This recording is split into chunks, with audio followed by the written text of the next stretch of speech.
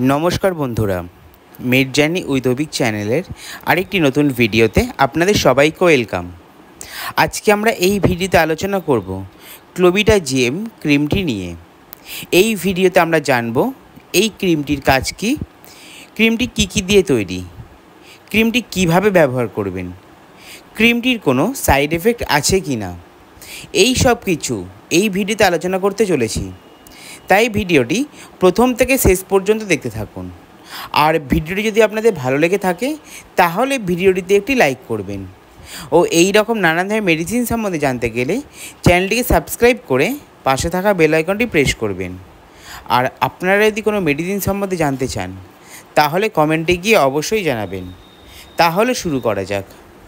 ক্লোভিটা GM হলো brand name, আর এর কম্পোজিশন হলো clobetasol propionate, neomycin sulphate, miconazole nitrate, zinc oxide ও বোরেক্স ক্রিম।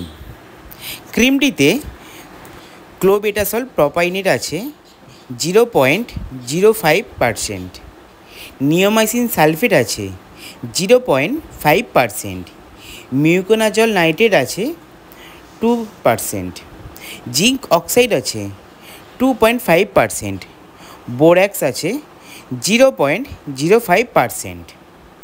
ক্রিমটি তৈরি করেছে ল্যাবোরেট ফার্মা। ক্রিমটির 20 গ্রামের দাম আছে 134 টাকা।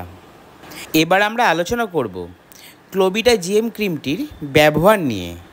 তো ক্রিমটি হলো একটি অ্যান্টিফাঙ্গাল ও অ্যান্টিব্যাকটেরিয়াল ক্রিম। ক্রিমটি বাচ্চা বড় দুজনের ক্ষেত্রেই ব্যবহার করা হয়ে থাকে। ক্রিমটি ফাঙ্গাল ইনফেকশন, র্যাশ, চুলকানি বা দাঁত এইসব জাতীয় সমস্যা হলে তখন ক্রিমটি ব্যবহার করা হয়ে থাকে। এছাড়া ঘাম জমে যদি সেই জায়গায় চুলকানি বা র্যাশ বার হয় তখন এই ক্রিমটি ব্যবহার করা হয়ে থাকে। এবার আমরা আলোচনা করব ক্লোভিটা জিএম ক্রিমটি কিভাবে ব্যবহার করবেন। তো ক্রিমটি দিনে 2 বার, সকালে ও রাত্রিরে ভালো করে ইনফেকশন এরিয়াতে লাগিয়ে দেবেন। আর হ্যাঁ, ক্রিমটি ব্যবহার করার আগে ইনফেকশন এরিয়াটা ভালো করে ওয়াশ করে নেবেন। এবার আমরা আলোচনা করব ক্লোভিটা জিএম ক্রিমটির সাইড এফেক্ট নিয়ে।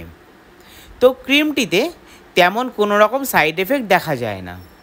তো বন্ধুরা, এটাই ছিল ক্লোভিটা জিএম ক্রিমটি সম্বন্ধে সম্পূর্ণ তথ্য।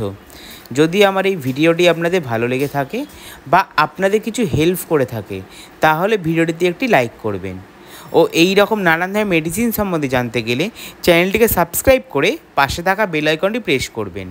আর আপনারা যদি কোনো মেডিসিন সম্বন্ধে জানতে চান তাহলে কমেন্টে গিয়ে অবশ্যই জানাবেন। সবাই সুস্থ থাকবেন, পরিবারে খেয়াল রাখবেন। ধন্যবাদ।